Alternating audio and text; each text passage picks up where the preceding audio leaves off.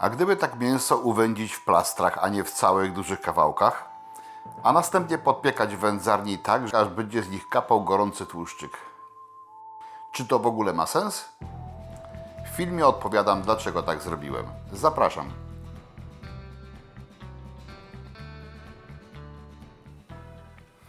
Witam Was serdecznie w mojej kuchni. Czasami mnie ktoś z Was zaskoczy. Ja to zaskoczenie miałem dość dawno temu.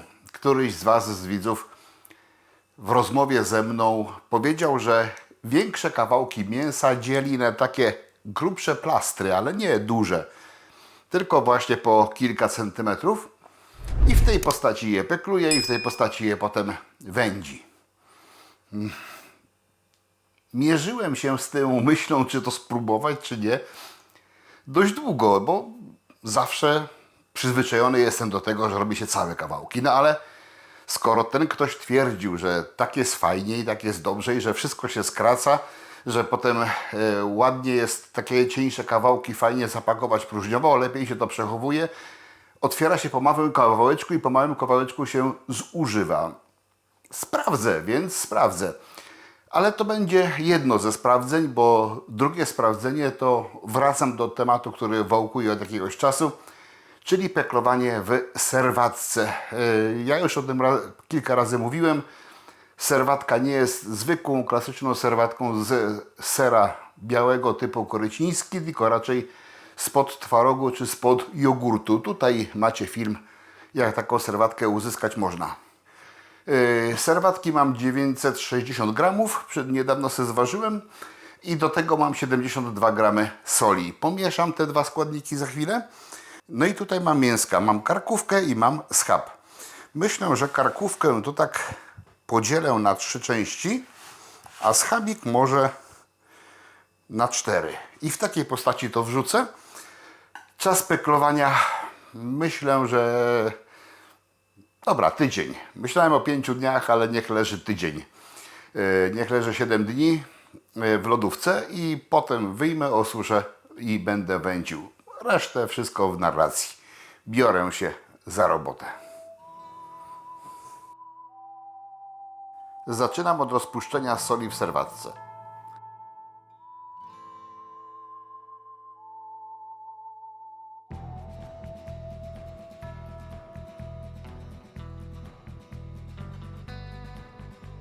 Następnie kroję mięso na kilkucentymetrowe plastry.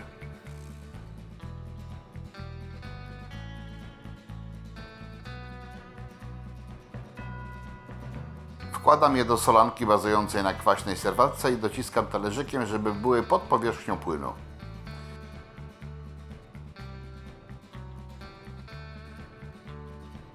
Tak przygotowany pojemnik z zawartością znoszę na tydzień do lodówki.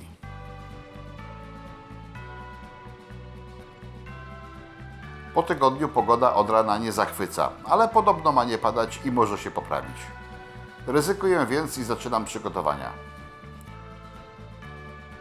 Kawałki mięsa wyjąłem z serwatki, opłukałem i teraz będę je osuszał.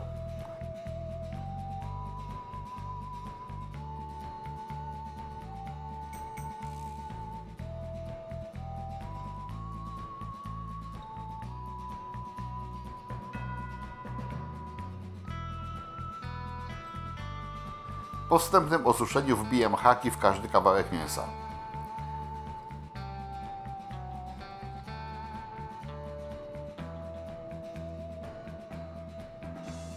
Kolejny krok to powieszenie ich w wędzarni i dosuszanie oraz rozgrzewanie zarazem. Wędzarnię nastawiłem na 50 stopni.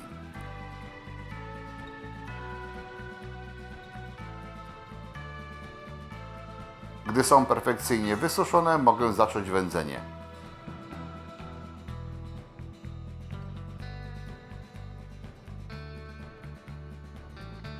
Tym razem czas nastawiam na 3 godziny, a temperaturę wędzenia na 60 stopni. I uruchamiam pompkę generatora dymu. Teraz trzeba tylko zapalić zrębkę i dym szybko się pojawia.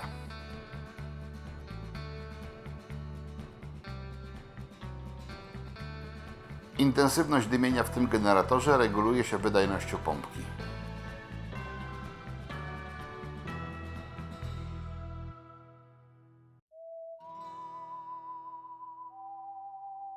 Tak wyglądają po 3 godzinach wędzenia. Czas na podpiekanie.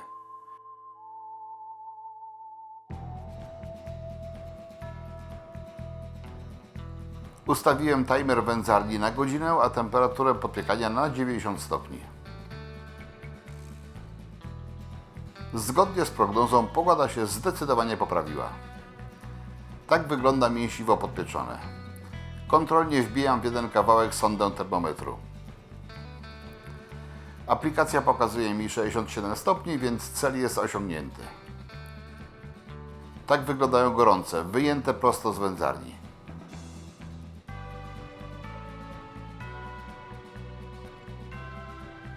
Zabieram je i choć nie planowałem, to jednak spróbuję kawałek na gorąco.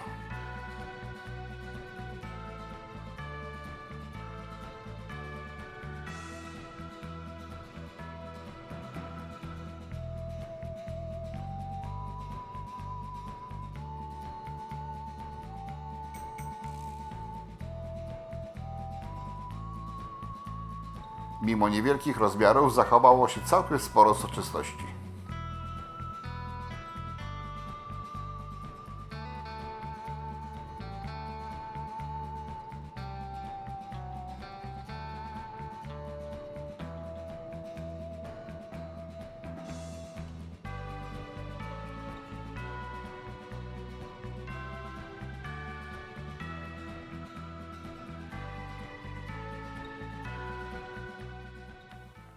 Muszę Wam przyznać, że jest to przepyszne.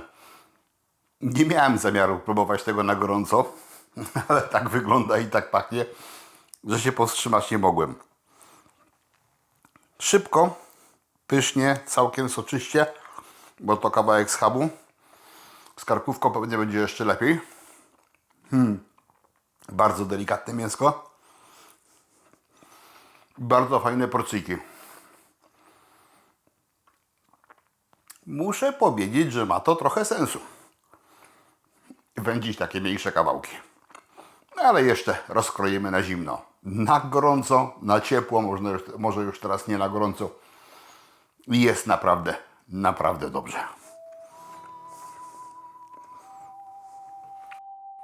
Teraz kilka zdjęć schabu pokrojonego na gorąco. Ma całkiem sporo różowego koloru. Tutaj plaster gorącej karkówki.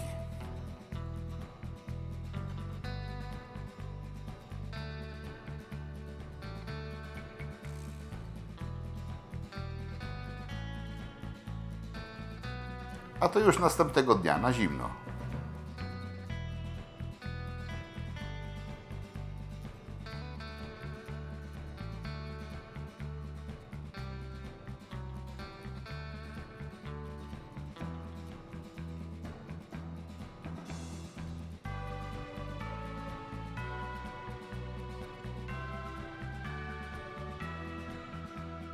Tu też soczyście i trochę różowego koloru.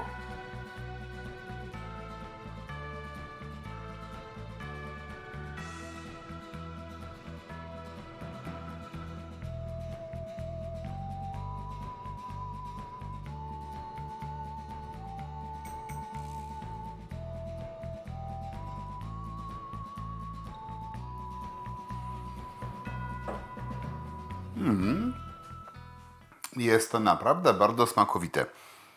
I pod pewnym względem ma naprawdę sens, bo krótszy czas peklowania, no akurat u mnie w tym przypadku nietypowe peklowanie, co zresztą widać tutaj,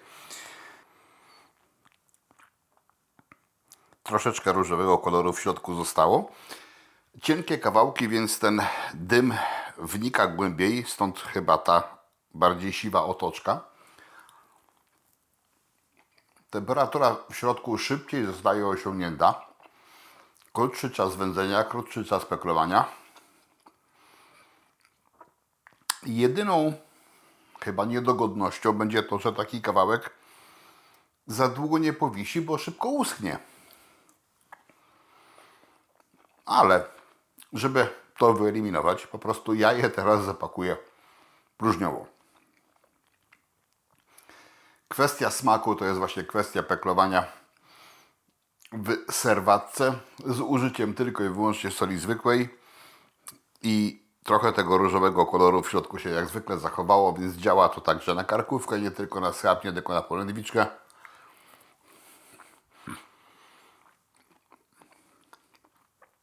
Zastanawia mnie właśnie ta większa siwa otoczka jeszcze na zewnątrz.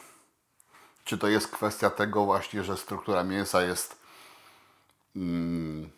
może luźniejsza i dzięki temu ten dym głębiej w trakcie wędzenia wnika. Ale jest dobrze uwędzone, świetnie smakuje.